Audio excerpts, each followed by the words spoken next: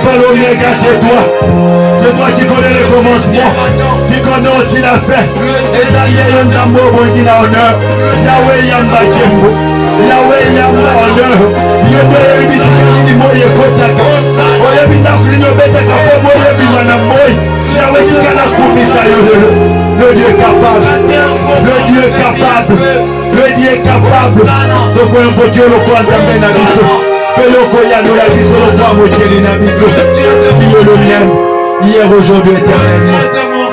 Aujourd'hui, nous t'invoquons encore. Aujourd'hui, nous t'invoquons encore. Par le nom de Jésus. Yango to beteli ma boko. Pour pousser ma cri de joie bien-aimé. Notre roi le mérite. Notre roi le mérite. À ton mérité, t'es moyo. À ton mérité, honneur oyo. Car nous sommes créés à ton image et à ta ressemblance. Le roi le mérite. Le roi le mérite.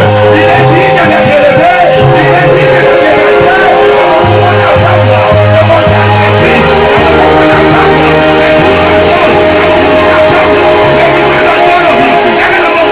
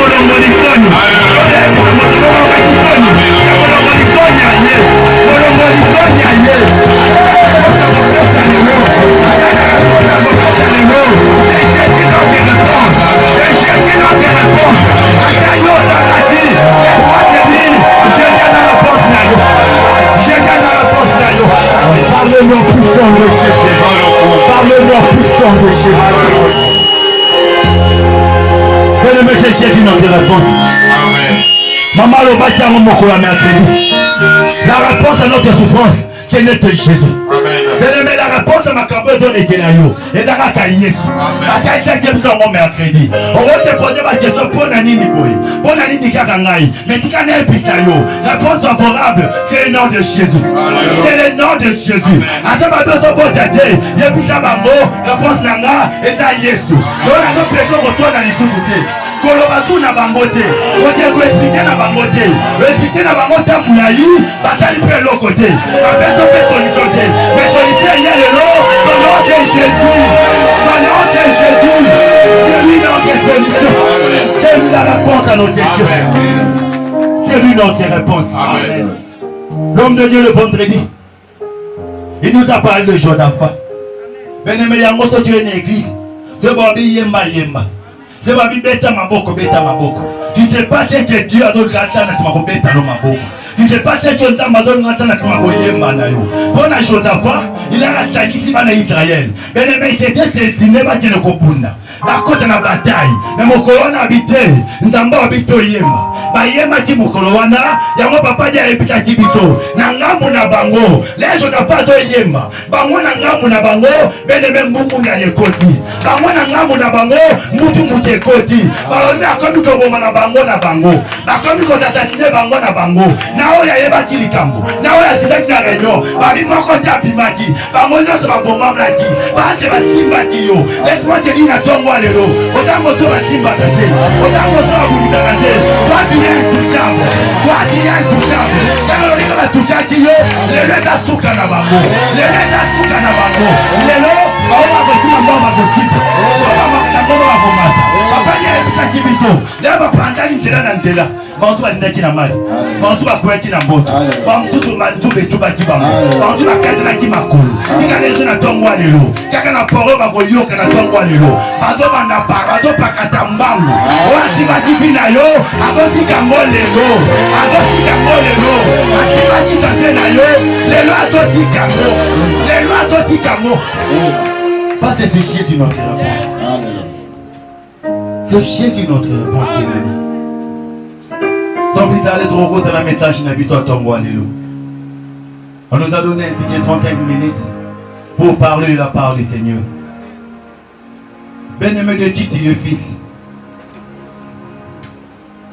Le papa dit à l'obatian au vendredi, j'ai été touché.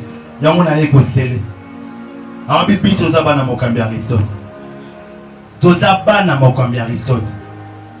Bien-aimé, même à Tenengenini, j'ai le droit de réclamer bénédiction. J'ai le droit de réclamer héritage. Une héritage spirituel, j'ai le droit de réclamer un mot. Parce que je suis fils d'un prophète. Mais le fils d'un prophète est un prophète. Donc si moi, dans Lyon, et bon, combien de fois je dois le fils d'un prophète. Laisse-moi te dire, j'ai le droit de réclamer cet héritage-là. Amen, à continuer de qui tu es fils. On a moi nanani. On a moi nanani. Dit-il tes origines où? On met la origine à l'Ouapi. Moi je sais pas notre origine nangai. Nebi dizibo na yaka kotoka. Dizibo balakisa ngai. Oyo tika kokata mukolo moko te. Dizibo balakisa ngai. O ata ya bela nganda hôpital. Dizibane bana obitaka kamai.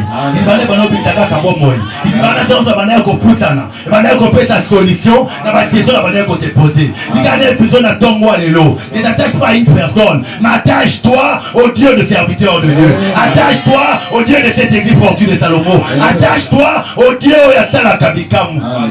Tu n'es que Jéhovah Rapha, le Dieu tout-puissant. Bien-aimé, tongo lelo. Na mimelo parole ya lelo.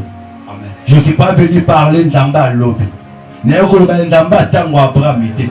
Néoko Nzamba futur te. Parce que le futur je ne sais pas. Néoko dalela. Mais na tongo lelo. Néoko le Nzamba tongo lelo. Le Dieu des capacités surnaturelles. Le Dieu des capacités illimitées. Il y a des néoko na tongo lelo. Un petit Moïse, comment on en est à Jésus. Cela veut dire lelo. Nazali. Bien-aimé, comme on est dans l'élo, tu gagnes Pisayo, d'autres les laki, mais l'élo est dans des soukas. D'autres à tout ça, on a boutou, l'élo est dans des soukas. Parce que le Dieu que j'ai amené, la parole prophétique que j'ai amenée, et ta parole, il y a l'élo. Et ta parole, il y a l'élo. Dieu m'a dit de venir te parler, on a dit qu'à moi l'élo. Bien-aimé, l'élo, d'autres bon dit sango, laisse-moi te dire, l'eau de vous a quand même. Tu n'as pas encore pris une position juste. Na ina tongo eloye ba tentamba zo réclamer existence na yo. azoto na tongo yo te yo oza ya ye oza mwana na ye oza mwana famille wana te oyo babalaka te oza mwana libota wana te oyo basentakaka bafi te yo oza mwana kote kuna te mais tu es l'enfant de l'Éternel oza mwana nzambe. Peut-être otedutaka mingi tu te doutes beaucoup okoma komituna bakezo mpona nini boye mpona nini kaka ngai mpona nini souffrance oyo kaka libota na ngai okomi komituna ete nzambe moto asala ngai ete ngai mpe azalaka créature ya nzambe parce ozomona baninga bazo avance ozomona baninga bazosepela ozomona baninga bazojuire na vie yango bazojuire na mokili yango mais yo mokili eza kaka ya kolela yo mokili eza kaka ya pasi yo butu oyo olala yo butu ekomi ne ya kokanisa omi komituna ngai nasala nini ngai naboma nde nani ngai naluka nde nani nafinga nde nani mpo likambo ekomela kaka ngai tu commences à te douter de ton existence okoma kotuna ete ngai kaka nzambe moto atiela ngai eke ngai kaka nde nzambe moto atindanga na mokili oyo parce ozomona pasi na yo ezokomela parce ozomona souffrance na yo ezokomela. Bien-aimé, Jérémie pas temps de te poser la question. Pourquoi ma souffrance est-elle continuelle? Pourquoi ma souffrance est-elle ainsi? Pourquoi ma souffrance est-elle comme ça? Dis-nous de tes existences, bien-aimé. Oromi kobanga mokili. Oromi kobanga tongo etana. Yo la rana pota boutu continue. Parce que soki tongo etani, oromi kobango yo kasoni. Oromi soki tongo etani ko finge bandi. Soki etongo etani humiliation na kati na lopango ebandi na kati na famille ebandi na kima wapi na bata mawapi.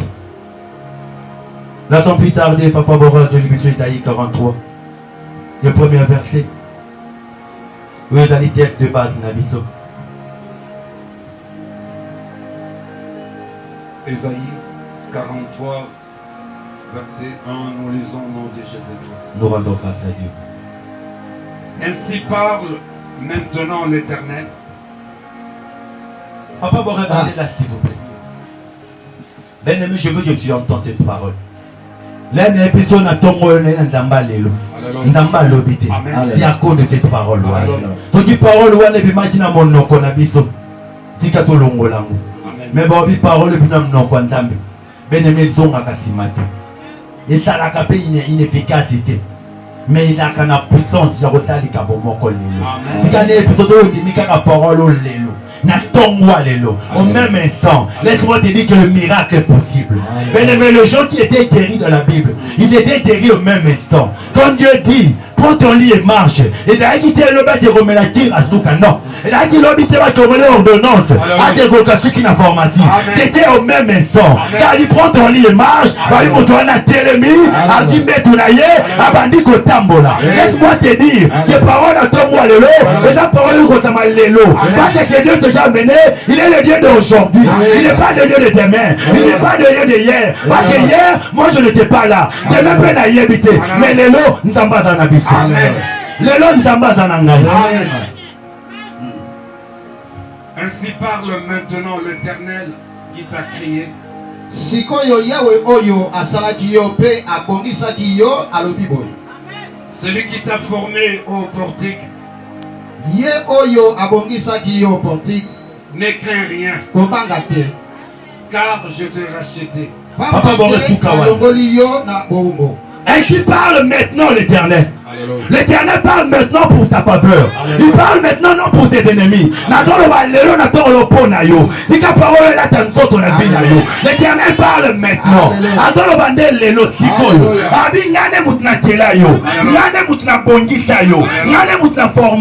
Peut-être maman na yo, alors quand même tu t'en na yo. Alors va te ngam de match 9 mois di bumoy. Ngam ta mola to pasi. Mais laisse-moi te dire, à petit Jérémie, avant que tu sois formé dans le sein de ta mère, moi je te connaissais. Déjà. Laisse-moi te dire que notre origine à yo, dans ma parent kakaté. Mais tu dis ton origine dans le ciel. Pas que t'as bio. Il t'a formé pour ta moutasoukate. Il t'a créé pour ta moutamalerte. Alors que la création, alors va dire tout était bon. Amen. Mais la création, ça va dire ça, madame. Comment il y a dans la situation, ma belle? Comment il y a dans la passe? Comment il y a autant de motabolela? Alors que Dieu est dans la création.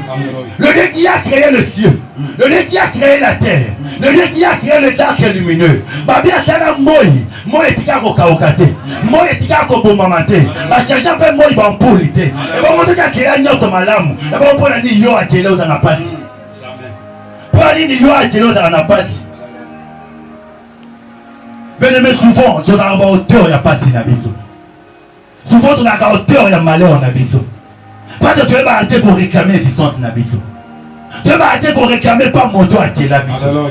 Il a dit c'est moi qui t'a créé. Amen. C'est moi qui t'a formé. Amen. Il t'a formé toi. Car il te connaît toi par ton nom. Car il connaît la manière dont on a dit au botam. Peut-être que maman est battue au botam, c'est rien. Mais Nzamba est battue. Nzamba est battue. Il y a des fois que tu as échographie de ta ratique. Alors, moi, si tu es bobal, tu as échographie à Souka. Mais échographie à Souka, il a GPT excité. Maman est inconsciente. Mais Nzamba wana, il y a bâti déjà. Tu as eu le robot à Ozamoa Mobali. Il y a moi et maman à Samso. Maman à Samso va être robot à thé. A épicé au robot à moi Mobali. Le Dieu c'est tout. Le Dieu que nous prochons aujourd'hui à Yébignos. Et dès lors qu'on m'a voté les Kiaké Maïe. Et là qu'on m'a voté la Macon Tamba Yébakati. Mais le l'Éternel c'est tout. Il sait comment ta vie va se passer. Il sait comment mon moïne est au tambola. Il sait comment situation difficile aux olèques. Ah oui, c'est moi qui t'a créé. C'est moi qui t'a formé. Papa, continue. Je t'ai appelé par ton nom. Tu es en moi. Amen. Amen. C'est le Dieu là qui t'a formé, bien-aimé. C'est Dieu là qui t'a créé. Il y a moi le bien ton moi, alléluia. Parce que lui, l'Éternel, te rachète. Bien-aimé, le Dieu qui nous rachète. Le Dieu qui nous rachète. Avec moi je te rachète. Ne crains pas. Parce que moi je te rachète. Amen. Il te rachète aujourd'hui et non demain. Bien-aimé, le verbe est racheté. Dans la Bible, d'accord, je temps présent. Laisse-moi te dire, la manière de d'accorder na taoyo, la manière de côté na bomo inayo. L'Éternel te rachète aujourd'hui. L'Éternel te rachète sa famille aujourd'hui. L'Éternel rachète tes enfants aujourd'hui. Car il te rachète parce que tu as été vendu. L'Éternel peut te racheter aujourd'hui. Pas demain, il te rachète aujourd'hui. Peut-être on a vendu tes enfants. Bateka kobota na yo. Mais le Dieu Tout-Puissant me dit qu'il te rachète aujourd'hui. C'est l'Éternel n'aime pas de sombayo. Avec sombayo n'elelo. L'homme t'elelo à ton sombayo. C'est un dit le quoi on va dire bandeli. Il faut te réclamer des choses à vie de pancolo. C'est un il faut réclamer le rachat na yo lelo. Il faut réclamer rachat on a tango à lelo pandambo. Amen. Racheter vient du verbe racheter qui veut dire acheter une nouvelle fois quelque chose qu'on avait vendu. Voilà la définition là vous êtes tina verbe racheter balobi dako somba ya sika moto moko batekaki moto moko bapandaki. Mais l'Éternel me dit de l'œil pour sombre. Parce qu'il sait que ta famille t'avait déjà pendu. Il sait que ton quartier t'avait déjà pendu. Le point où l'on va n'a pas t'écango déjà. Ça veut dire ma tête qui yo, ma tête qui n'a pas habité notre le point wana. Aujourd'hui l'Éternel veut te racheter. Acheter de nouveau. Maintenant on va comprendre tes situations mais la première ligne. Parce que tu as été vendu. Automatique ma petite terme l'Éternel je te me rachète. En racheter un n'engagé tu y es pété bien aimé. O te kamaki déjà. Alléluia. Batekaki déjà nyoso ya yo. On va pas voir de psaume ça les 5. Le verset 17 à 18. Psaume 105, verset 17 à 18, nous lisons au nom de Jésus. Il envoya devant eux un homme. Atindi moko moko na Égypte liboso na bango. Joseph fut vendu comme esclave. Ezali Joseph oyo batekaki lokola bombo. Oyo ti bien aimé. Joseph fut vendu comme esclave. Basi Joseph va déquier. Alors je vais te dire qu'il a dit bateau va y avoir naï. Bateau va y famille naï. Bateau va y coller na bango sika moko. Bateau peut-être a benga ti papa. Bateau a benga ti maman. Kaka bango ande va déquier.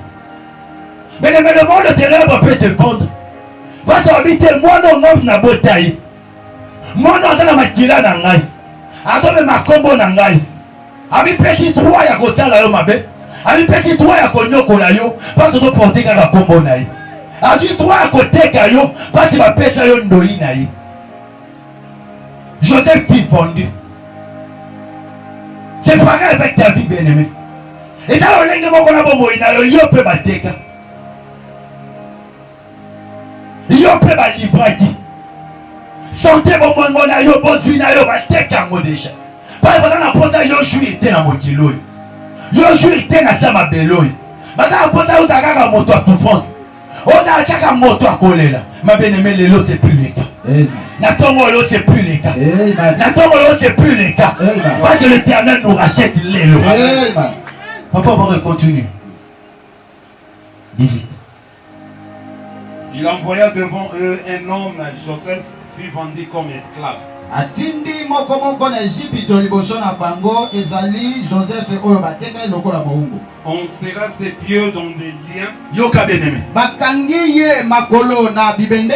On le mit au fer. Pe bati ye minyololo na kingo. Papa va répondre à nous. Alléluia. Bien-aimé, si on te vend, on met le linge qui va retraiter. La façon dont on a traité Joseph. Babi bakangi ye maboko. Les trucs qui sont en athée, batie mignolo na kingo. Baron d'après batie na kata prison. Le lingue il va aller traiter Joseph. Mais nous on a bon moyen de avancer. On doit tourner kaka place moko. On doit tourner kaka nesika moko. Parce que tu as été déjà vendu. Parce que tu as été déjà vendu. Mais ne mettons pas tes yeux au liberté. Barobanga se va tirer au libre au team. Barobanga se va tirer au libre au te révolter. Bobby Joseph va tirer ma chaîne à ma colle. En fait, il a avancé. Ma chaîne à ma colle. En fait, il y a été libosoté. Il y a un moment où il y a un moyen. Oza moto otaka ba milaïti. Oza moto otaka pa mukuse. On va te baninga baninga bango commerce. Baninga basoma na bapango. Mais il y a dara mbongo akolia. Ya yo te limiter kaka mbongo akosoma eloko akolia na tongo. Il faut le montrer côté kalisusu. Poza mbongo akolia lobi. Mais il y a de cela où soit à Kei, soit à Bimi, ben le Mazimbo est un mois mobile.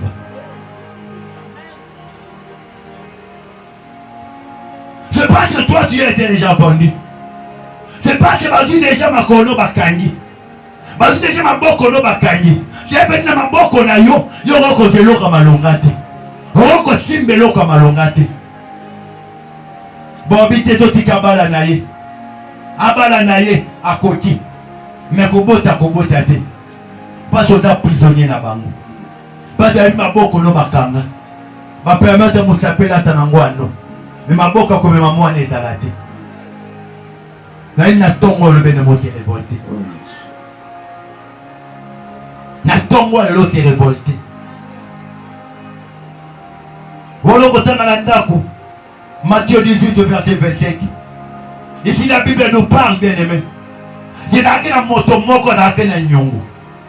Lokola la qui na mbongo akofuta te. Bazi bateki iye mwasi na bana. Peut-être que yo peut se le cas. Un jour on va te kanga moko. Badanga na kapasa ko te kanga pa te ngala na kimwana bango. Mais bien aimé laisse-moi te dire. Moto mtona kapasa ko soka yo na bana na yo na avenir na yo. Au moins na avenir na yo avant ta kate. Avenir na yo qui na kalibosote. C'est pas que ça a été déjà vendu. Mais le maître qui va tirer au comme esclave à Moutouana. Tu dois maintenant faire des choses au Moutouana Kolinga. Il faut ça là que c'est péta motema Moutouana. Pas de tuer son esclave. Pas de osayaye. Ils ont vendu toute sa famille. Pour battre les boumbu. Nakata mnosa mona na kenya nyongo na ye. Yango je t'interdis na tongo alelo. Koza muto koza na banyongo batute. Parce que la Bible nous interdit cela. Babi biso tokode pate mais tokode fils. Bien-aimé, sans donner à Nyongo à Moto, il peut avoir le pouvoir sur toi spirituellement. C'est pareil. Ma coco nabiso, ma ancêtre nabiso. Ma papa na ma maman nabiso. Ma sœur a contracté ma alliance. Ma sœur a contracté Nyongo. Et pas tout le monde profite à succès naï. On profite à l'élévation naï. On profite à comment naï comme à mon aîné. On profite à comment naï comme à grand. N'a pas contracté ma alliance wana. Ma livrer ma vie à ban. Ma livrer ma venir à ban. Ma continuer à ban la vie à Katia vie à souffrance. Ma continuer à la vie à Konyo quoi. Bien-aimé, le monde est ténèbres et méchant. Le monde est ténèbres et méchant. Yango na tongo la de episa yo. Ko se fier na ba porosité. Parce que moi si wana na bana na ye. Baye bagati ke papa qui n'a ko défambo. Baye bagati ke papa qui n'a ko kota nyongo. Mais va se retrouver na tongo moko baye ko kanga bango baye ba teki bango. Moto moko e ko présenter bango acte. Abinga na sombi bino. Parce que ba teki la ngabino. Peut-être maman kuluto na beta ka tona libala na yo. Parce que ba teki déjà libala na yo. Abeta ka tolo na bana na yo. Parce que ba teki déjà bana na yo. Akoma ko beta tolo na bango. Azo baba bota ma total. Babonga tout le monde. Parce qu'il fait qu'il a le droit sur votre vie. Vous avez été déjà bandé. Invitez y a ta voyager nengeni. Ata l'outil nengeni. Il y a qu'on doit bomber. Gratuitement que vous avez été vendu. Et quand il offrait des beautés Kamaki, vous avez été vendu gratuitement. Mais ne va pas te offrir. Va te comme à requérir l'autre côté. C'est pas que Kanda naye, ni Kounya naye, a dû à livrer bana. A dû à livrer ma fille des entrailles naye. C'est gratuitement que vous avez été vendu. Mais ne mettez quel prix. On va consommer. Mais ne mettez la Bible dit qu'il y a du projet de l'éternel. Toi tu as du projet de l'éternel. Il n'a pas consommé. Il va consommer du bal na yo. Il va consommer mon salaire na yo. Ce n'est ni par un prix d'argent que vous serez rachetés. Eza na motango na mbongo te oyo basombaki yo.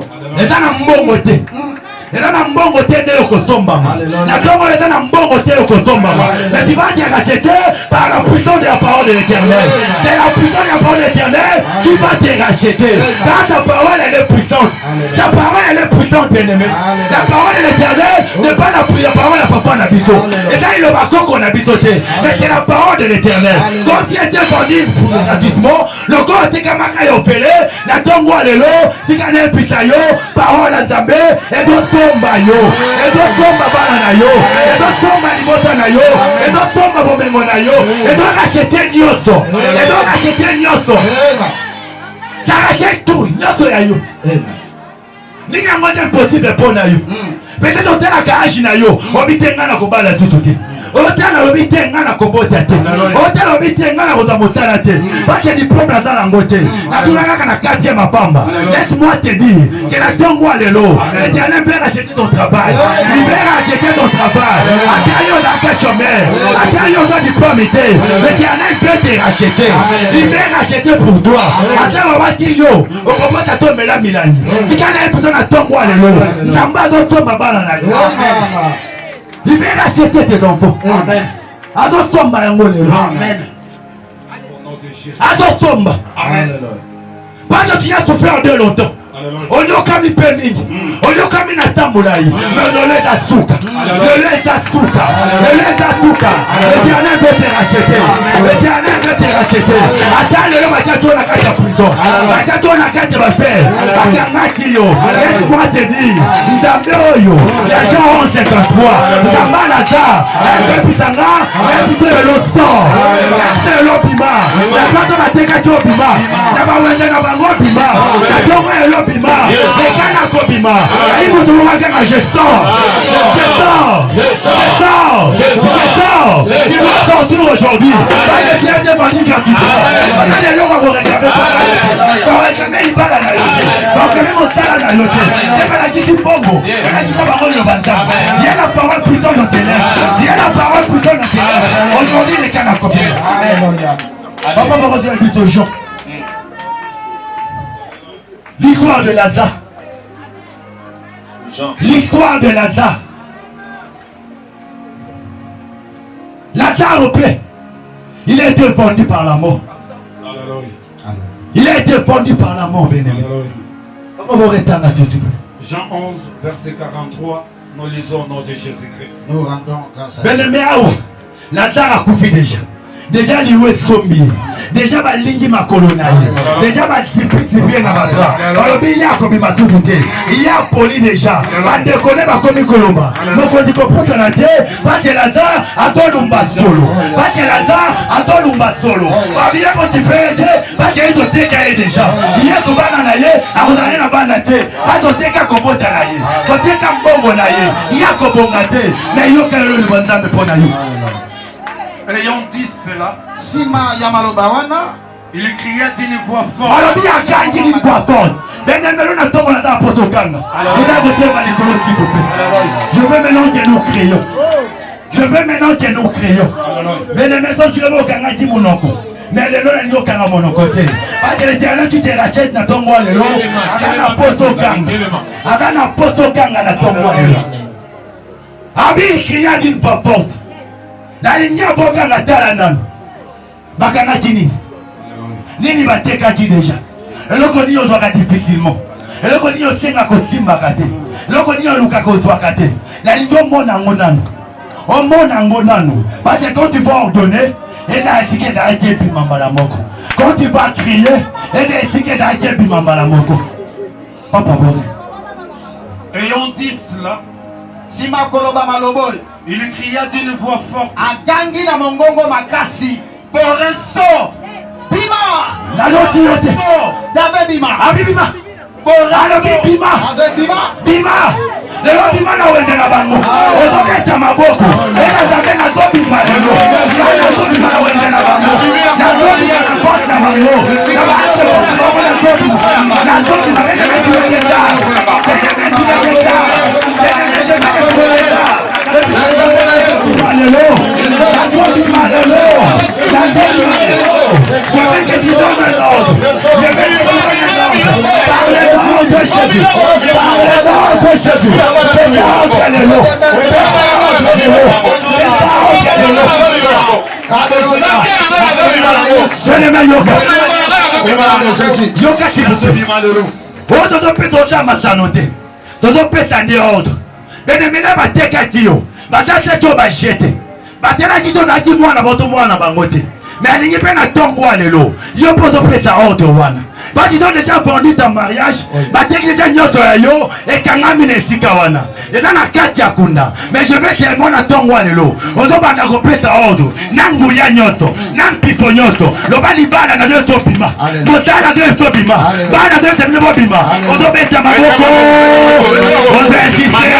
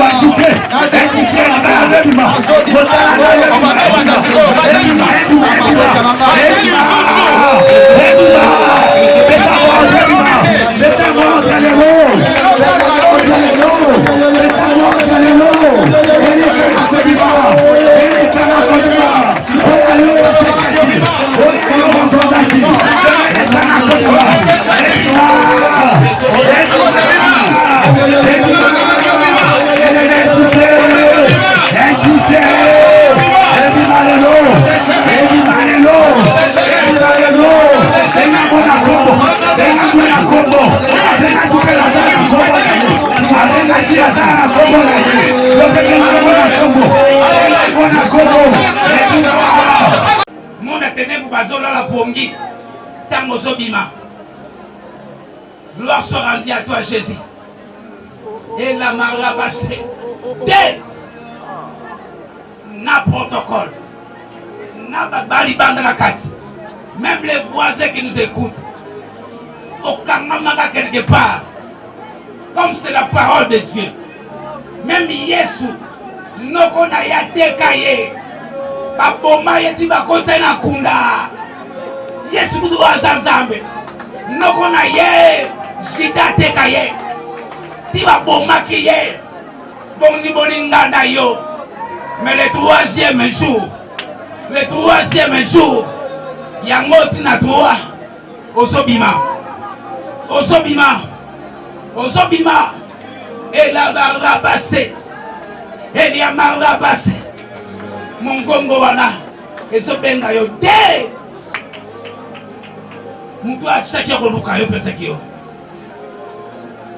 L'esprit de l'Éternel. L'esprit de l'Éternel. Tu y a qu'église que se distrait. Tu y a qu'église n'a pas poussé à présence ensemble. Oh Moïse a poussé la la buisson. Tu y a qu'église n'est pas ensemble à Kangora. Gloire soit rendue à toi Jésus. Nous voulons crier, je sors au nom de Jésus.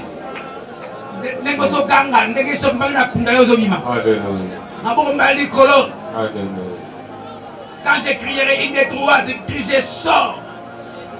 Sois préparé. Mon lit, mon lati, mon nokonayo. Alati, malobanayo. Une des trois, je sors.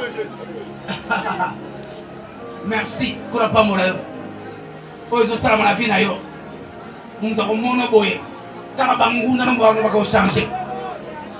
Et na na ba retoucher. Hey. Il des trois, je sors. Matasu mungo na kaskole. Oa meka ki ochona serge. Adama suka kunda ona 10 millions de kilomètres ma belé. Osobima. Nanguya mori bonsa. La Bible dit si l'esprit de celui qui a ressuscité Jésus entre les morts. Alléluia. Pas d'interprète. Habite à vous. Cet esprit-là va te ressusciter. Entre les morts.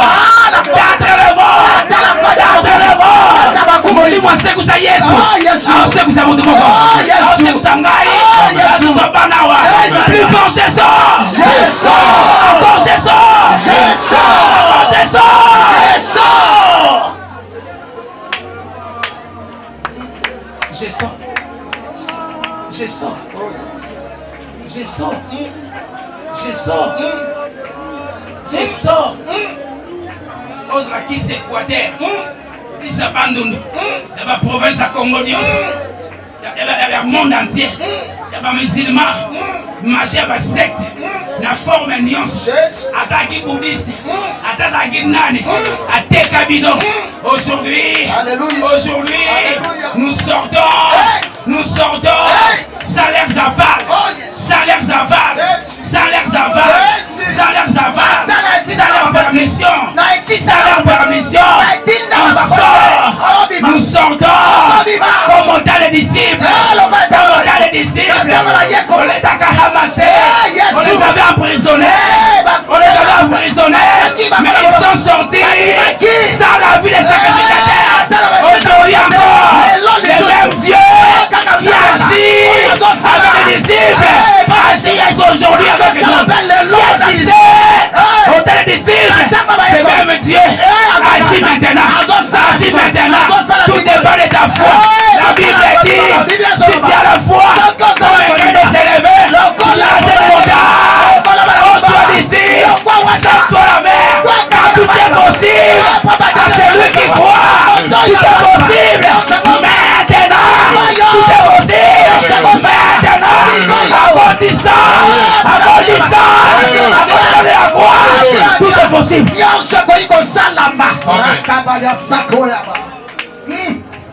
Oh yes.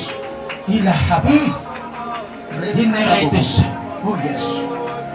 Si nous colonel. Yes, ça t'a examiné là. Colonel t'a fait les cas. Oh yes. Donc on se l'a dit mon colonel. Si mon colonel dit Kanguya Golgotha. Yes. Oh ils sont outre Golgotha. Yes. Ce sont des meilleurs Golgotha. Oh yes. Nguya Golgotha. Oh cours c'est tellement qui. Oh yes. Mon conseil à mission. Entre deux voleurs. Liboso ya foule. Mais tango gangaki. Tango gangaki. Nikolo yindaki. Ba cimetière fungwamaki. Lelo. Toganga Jésus. Toganga Jésus. La souvenir à œuvre à quoi? La souvenir à œuvre à quoi? Ma voulu fungwama. Toganga na komona Jésus. Jésus. Jésus. Jésus.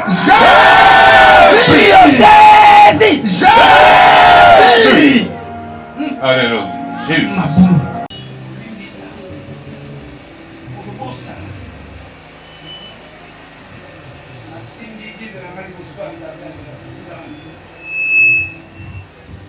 Bosso ya wenzangu na 1 Jean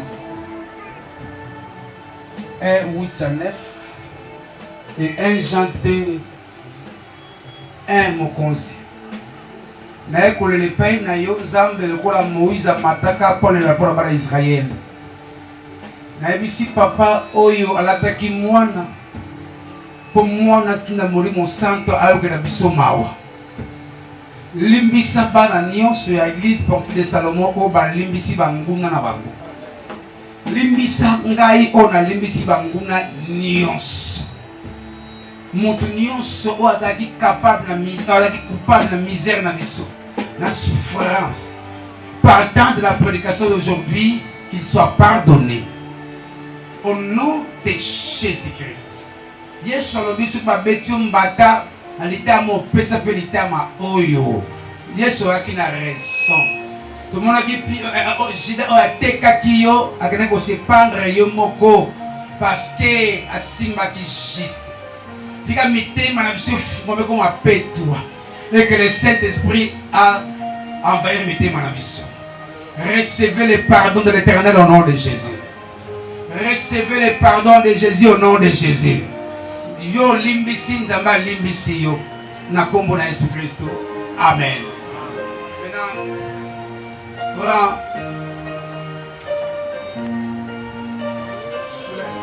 soulève la chair de Jésus.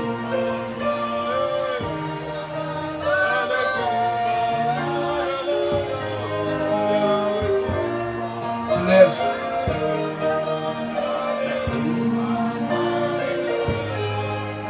Soulève. Afrodizula kulinda bana wana leo kulinda bana kumwona. Likaba ngoma de 15 minutes likaba ngofura tema.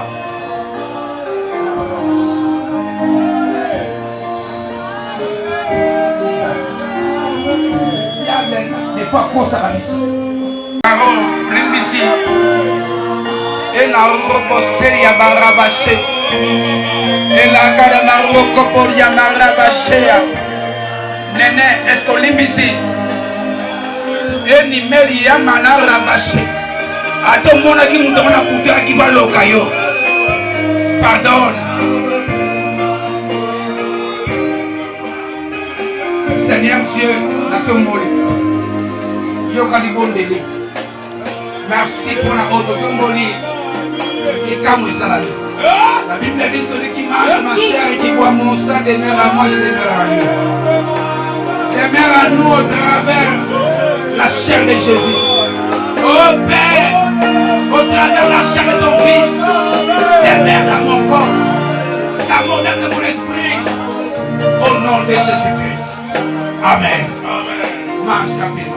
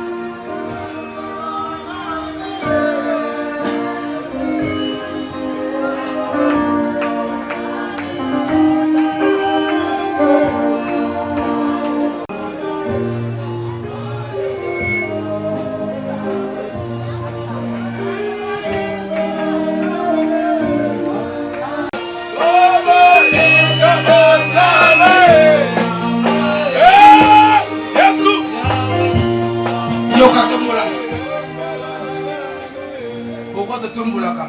Tango tombola keni oko élever Yesu. Et adoration bimba. Soulève.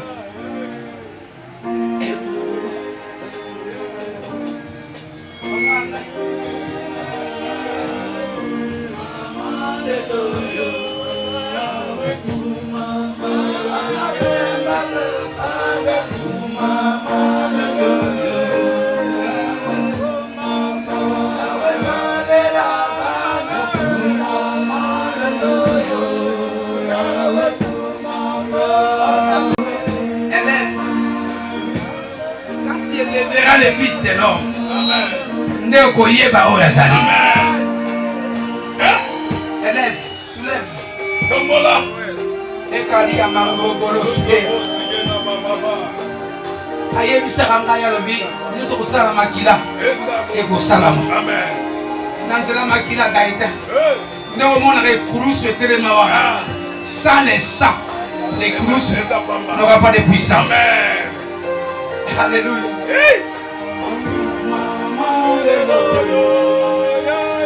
Ne soyez pas distraits. Négocions mélanger Pedro Makila na yo na ba génération.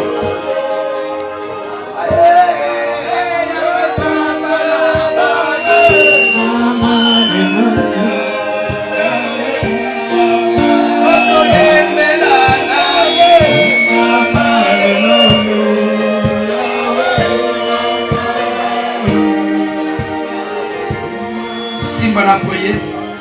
Seigneur Dieu de grâce tout-puissant, voici les sangs parfaits des justes parvenus à la perfection. Des justes parvenus à la perfection. Les sangs de Dieu par son Fils Jésus-Christ Nazareth. Permet que ces sangs opèrent de grandes choses, de puissantes choses. Nous qui étions vendus, notre roi, nous sommes rachetés aujourd'hui. Moyennant cette prédication, que les miracles nous accompagnent, que les signes et de grandes choses soient à nous à cause de ces sangs terribles.